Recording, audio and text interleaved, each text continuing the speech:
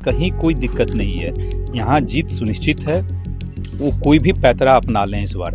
आप लोगों का आशीर्वाद लेने के लिए आया हूँ, आप लोगों का दिल जीतने के लिए लाया हूँ।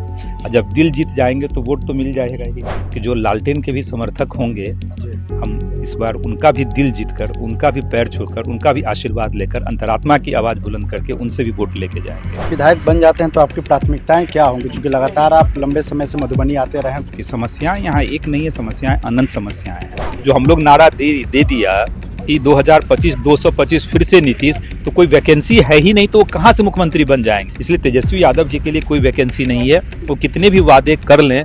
नमस्कार, लाइव सिटीज देख रहे हैं आप, मैं हूं आपके साथ धीरज सिंह। मधुबनी से आरएलएम और एनडीए के प्रत्याशी माधव आनंद जी हमारे साथ है। लगातार क्षेत्र भ्रमण कर रहे हैं, लोगों से मुलाकात कर रहे हैं। माधव जी, लगातार आप सुबह से ही क्षेत्र भ्रमण कर रहे हैं, अभी रात का समय हो गया, अभी भी आपका जनसंपर्क जारी है। पहले तो कैसा रिस्पॉन्स मिल रहा है लोगों से जो मुलाकात कर रहे हैं? रिस्पॉन्स जिस रूप में मुझे मिल रहा है, अपने आप में मेरे लिए अविस्मरणीय और कल्पनीय है। समाज के हर वर्ग के लोग जिस तरह मेरे साथ जुड़ रहे हैं, और सबको मुझ पर विश्वास हो रहा है कि मुझे किसी विशेष उद्देश्य की प्राप्ति के लिए यहाँ भेजा गया है। सबसे पहले मैं आदरणीय प्रधानमंत्री जी को, बिहार के लोकप्रिय मुख्यमंत्री नीतीश कुमार जी को, चिराग पासवान जी को, जीतन राम मांझी जी को, उपेंद्र कुशवाहा जी को, सबको धन्यवाद देना चाहता हूँ कि उन्होंने मुझे इस क्षेत्र के जनप्रतिनिधि बनने के लिए सो यहाँ भेजा है। और मैं एक ही बात कहना चाहता हूँ यहाँ कि जिस तरह लोग मुझसे मिल रहे हैं, अपने समस्याओं को शेयर कर रहे हैं, तो मुझे लगता है कि यहाँ के जो विधायक हैं, उन्होंने कुछ 15 सालों में या 10 सालों में कुछ काम ही नहीं किया है। कि समस्याएं यहाँ एक नहीं है, समस्याएं अनंत समस्याएं हैं। तो जनता में आक्रोश है। जनता इस चीज़ को समझ रही है कि उन्होंने ठगने का काम किया, और इस बार अंतरात्मा की आवाज़ से सब जैसे वोट डालेंगे। और निश्चित रूप से जो है एज एनडीए प्रत्याशी के रूप में मैं सबका आशीर्वाद लेके जाऊंगा। अगर आप विधायक बन जाते हैं तो आपकी प्राथमिकताएं क्या होंगी, क्योंकि लगातार आप लंबे समय से मधुबनी आते रहे, घूमते रहे और यहाँ के समस्या से भी आप रूबरू होते रहे? देखिए, प्राथमिकता बहुत सारी चीज़ें हो सकती है। अभी तो मेरा एक ही चीज़ है, मैं जितने लोगों से मिलता हूँ, मैं बोलता हूँ हमेशा कि मैं आप लोगों से वोट मांगने नहीं आया हूँ, आप लोगों का आशीर्वाद लेने के लिए आया हूँ, आप लोगों का दिल जीतने के लिए लाया हूँ। और जब दिल जीत जाएंगे तो वोट तो मिल जाएगा ही। तो हम तो अभी दिल जीत रहे हैं, अब वोट तो हमें 11 तारीख को लेंगे। अभी तो मेरा जितना मेरे पास वक्त है, दिन रात एक करके हम सबका दिल जीतना चाहते हैं। जो हमारे एनडीए के समर्थक लोग हैं, उनका तो हम दिल जीत ही रहे हैं, आशीर्वाद ले ही रहे हैं। और मैं हमेशा से कहते आया हूँ, माँ सरस्वती का मुझ पे आशीर्वाद है कि जो लालटेन के भी समर्थक होंगे, हम इस बार उनका भी दिल जीतकर, उनका भी पैर छूकर, उनका भी आशीर्वाद लेकर, अंतरात्मा की आवाज़ बुलंद करके उनसे भी वोट लेके जाएंगे। यहाँ के जो 10 साल से विधायक हैं, उनको कितनी बड़ी चुनौती मान रहे, चूंकि महागठबंधन और आरजेडी एक बार फिर से उन पर भरोसा जताया? राजनीति कोई पेशा नहीं हो सकता है, कोई व्यवसाय नहीं हो सकता, राजनीतिक सेवा की चीज़ है। उनको 10 साल मौका मिला, लगभग 5 साल एमएलसी भी रहे, उद्योग मंत्री रहे। उद्योग मंत्री रहते हुए उद्योग मंत्रालय किसी भी सरकार का, चाहे केंद्र सरकार हो या राज्य सरकार, एक बड़ा विभाग माना जाता है। और उद्योग मंत्री होने के बावजूद 1 रुपया भी मधुबनी के लिए वो नहीं ला पाए, तो ये स्पष्ट रूप से दिखाता है कि उनकी नीति, नियति और ईमानदारी में खोट है। उनके पास न नीति है, न नियति है, न ईमानदारी है। जब ये 3 चीज़ नहीं होगा तो स्वाभाविक है सभी जो जनता जनार्दन है अपने आप को ठगे हुए महसूस कर रहे हैं। मैं सभी जनता जनार्दन से आग्रह करता हूँ हमेशा से कि जाति पाति धर्म संप्रदाय मजहब से ऊपर उठिए, विकास की बात कीजिए। आदरणीय प्रधानमंत्री जी तो हमेशा कहते हैं सबका साथ सबका विकास। आदरणीय मुख्यमंत्री जी समाज के सभी वर्गों के लिए काम कर रहे हैं, उसमें जाति पाति धर्म संप्रदाय मजहब के नाम से तो कुछ नहीं होता है। इसीलिए यहाँ के जनता से भी मैं अपील करता हूँ, हर बार हम लोगों को बांटा जाता है, ये फलाना जाति का है, ये फलाना समाज का है, यहाँ से आया है, वो वहाँ से आया है, और विकास पीछे रह जाता है, और जाति पाति सब करके वो चुनाव जीत जाते हैं। लेकिन इस बार मुझे नहीं लगता है कि यहाँ की जनता जिस रूप में आक्रोशित है, इस बार कोई भी दाव उनका चल पाएगा। और मैं बड़ी विनम्रता के साथ, और जब भी हमसे मिलते हैं तो मैं उनका भी पैर छू के प्रणाम करता हूँ। ये तो मेरा संस्कार है। मैं चुनाव 9 तारीख तक मेरा कैंपेन है, 9 तारीख से पहले मैं उनके घर पे भी जाऊंगा, मीडिया के सभी साथियों को इनवाइट करूंगा, और आप लोग के सामने एक बार पुनः पैर छूंगा, और हम कहेंगे भाई साहब विकास तो आपने ही नहीं किया, आपको भी विकास चाहिए।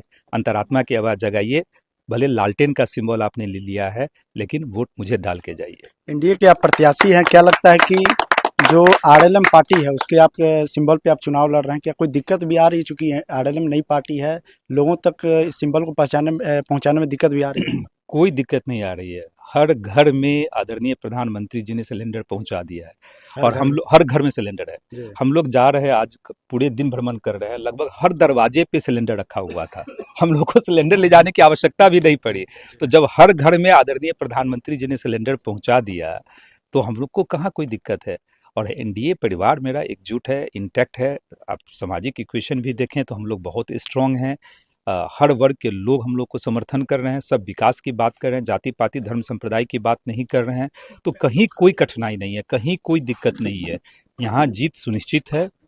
वो कोई भी पैतरा अपना लें, इस बार तरह तरह की अफवाह फैला दें। मैं बहुत शांत हूँ, मैं कॉन्फिडेंट हूँ, मुझे कोई फ़र्क नहीं पड़ता वो क्या बोलते हैं नहीं बोलते हैं। मैं सिर्फ काम पे फोकस कर रहा हूँ कि जनता का मुझे दिल जीतना है, आशीर्वाद लेना है। मेरा फोकस इस पे है, उनका फोकस है कि मेरे बारे में अनाप शनाप बात करने का। तो वो अच्छी बात है मेरे लिए कि वो अनाप शनाप बोलते रहें और मैं जनता का दिल जैसे जीतता रहूँ। तो यही मेरा उद्देश्य है। एनडीए के पांचों नेता तो एकजुट है, लेकिन क्या मधुबनी में कार्यकर्ताओं में तालमेल की कमी देखने को मिल रहा है? एनडीए का जो मधुबनी देखिए, कोई तालमेल की कमी नहीं है। स्वाभाविक चीज़ होता है जब एक ही विधानसभा में कई प्रत्याशी पहले से तैयारी करते हैं। हम लोग भी पार्टी चलाते हैं और कई ऐसे मेरे प्रत्याशी भी थे जो चाहते थे कि टिकट मिले, टिकट नहीं मिल पाया। तो थोड़ी देर के लिए आक्रोश तो होना जायज़ है, जी। इसमें कोई स्वाभाविक प्रक्रिया है, सबके साथ हो सकता है, ह्यूमन बिहेवियर है। लेकिन अंत में जो है सो सब हम लोग मिल जाते हैं और सब एक स्वर से, जो कि प्रधानमंत्री जी का आदेश होता है, मुख्यमंत्री जी का आदेश होता है और जो हम लोगों ने निर्णय लिया है कि 2025 225 फिर से नीतीश, वो तभी साकार हो पाएगा जब हम सब लोग एकजुट हो जाएंगे। तो मधुबनी में भी कोई ऐसा कुछ मुझे देखने को नहीं मिल रहा है। सब हम लोग एकजुट हैं, सब लोग अब मैदान में जो है हम भी घूम रहे हैं, हमारे साथी टीम बनाकर भी घूम रहे हैं, जनता का दिल जीत रहे हैं, सबको विकास चाहिए। तो मुझे इस तरह की समस्या का सामना मधुबनी विधानसभा में नहीं करना पड़ रहा है। अच्छा माधव जी, एक आरोप आप पे लगता है कि यहाँ पर लोग आपको बाहरी कहते हैं, जो विरोधी आपको बाहरी यहाँ पर कहते हैं कि इनको मधुबनी की मूलभूत समस्या का भी ज्ञात नहीं है, कैसे विधानसभा पहुंचेंगे तो क्या करेंगे? मैं आपसे आग्रह करना चाहता हूँ, आप लाइव सिटी से आए हैं, हम तो पहले ही बोले हैं कि आप स्थानीय विधायक को मेरे साथ बैठाइए। कितनी समस्या का वो जिक्र करते हैं, कितनी समस्याओं का मैं जिक्र करता हूँ, कितना मधुबनी विधानसभा क्षेत्र का भूगोल की जानकारी मुझे और कितनी जानकारी उनको है। और सब कुछ तो एफिडेविट में लिखा रहता है। जब मैंने नामांकन किया उसमें सारा चीज़ लिखा हुआ है कि हम मधुबनी में कहाँ से आते हैं, किस जगह से आते हैं, मेरी प्राथमिक शिक्षा कहाँ से हुई। जनता को आप नहीं जो है कुछ बरगला सकते हैं, सब कुछ है सो एफिडेविट में लिखा हुआ है कि हम इसी मधुबनी जिला से आते हैं, हम इसी मधुबनी जिला के बासोपट्टी से आते हैं, मैं स्कूलिंग यहाँ से किया हूँ। तो सारा चीज़ लिखा हुआ है। तो बाहरी भीतरी सब वो करता है, वो हार मान चुके हैं, वो समझ चुके हैं कोई लड़ाई है ही नहीं। तो स्वाभाविक है इस तरह की बात करेंगे।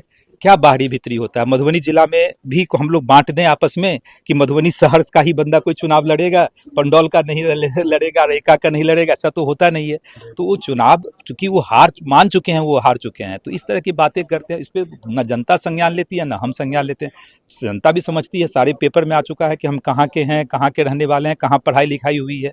तो ये सब बेतुकी बातें हैं, उनको जो करना है करे, उससे कोई फर्क नहीं पड़ता। आगामी दिनों में तेजस्वी यादव भी यहाँ पहुंचेंगे, लगातार वो कह रहे हैं कि हर घर में एक सरकारी नौकरी देंगे, जो जीविका दीदी है उनको सरकारी दर्जे देंगे। इसके अलावा भी बड़े बड़े दावे और वादे कर रहे हैं। क्या लगता है कि उनसे पार पाना एनडीए के लिए कितना मुश्किल है? अब सरकारी नौकरी देंगे, एक बार तो लालू प्रसाद यादव रेल मंत्री थे, नौकरी के बदले जमीन घोटाला कर दिए। जब नौकरी देने की बात आई तो जमीन लेके नौकरी देने का काम किया। आज उसी में जैसे उनका केस भी चल रहा है। तो लालू प्रसाद यादव जी का और तेजस्वी यादव जी का जो परिवार है, वो सिर्फ जो अपना इक्वेशन है, उस इक्वेशन को भी वो छलने का काम कर रहे हैं। तो उनको कोई रोजगार की चिंता नहीं है। वो भी तो थे ही, कुछ दिन तो महागठबंधन की सरकार भी थी, हम लोगों ने देखा किस तरह करप्शन का जो है सो लेवल बढ़ा। तो ये सब ऐसी बातें कहना कि हम सरकारी नौकरी दे देंगे, मौका मिलेगा तब ना सरकारी नौकरी देंगे। जनता मन बना चुकी है। जो हम लोग नारा दे दिया कि 2025 225 फिर से नीतीश, तो कोई वैकेंसी है ही नहीं, तो वो कहाँ से मुख्यमंत्री बन जाएंगे? वैकेंसी नाम की कोई चीज़ ही नहीं है। जनता समझ चुकी है। जनता जनार्दन के दिल में आदरणीय प्रधानमंत्री जी के लिए, मुख्यमंत्री जी के लिए जो स्नेह और प्यार है, वो अभी आने वाले 10 साल तक अभी और उससे ज़्यादा भी रहेगा। इसलिए तेजस्वी यादव जी के लिए कोई वैकेंसी नहीं है। वो कितने भी वादे कर लें, मुझे नहीं लगता है जनता उनसे प्रभावित होने जा रही है। आखिर में एक सवाल है, कितने आश्वस्त हैं मधुबनी विधानसभा क्षेत्र से आरएलएम का यहाँ विधायक बनेगा और कितने मार्जिन रह सकता है? ये आरएलएम नहीं, एनडीए का प्रत्याशी के रूप में मुझे पूर्ण विश्वास है कि यहाँ एक एक जनता का हम दिल जीतेंगे और 11 तारीख को जनता हम लोगों को आशीर्वाद देगी एज एनडीए प्रत्याशी के रूप में, और अच्छे मार्जिन से यहाँ से जीत होगी। और जनता का जो एक्सपेक्टेशन है, जितनी समस्याएं हैं, उस समस्या का निदान मैं करने के लिए सक्षम हूँ, व्यक्तिगत रूप से भी। और जब यहाँ से विधानसभा में पहुंचेंगे तो सरकारी स्तर पे भी जितना मुझे संघर्ष करना पड़ेगा, चाहे केंद्र सरकार से योजना लानी हो या बिहार सरकार से भी लानी हो, उन सारी चीजों को हम पूरा करने का काम करेंगे। चलिए, तो बहुत बहुत धन्यवाद। ये आरएलएम और एनडीए प्रत्याशी माधव आनंद जी।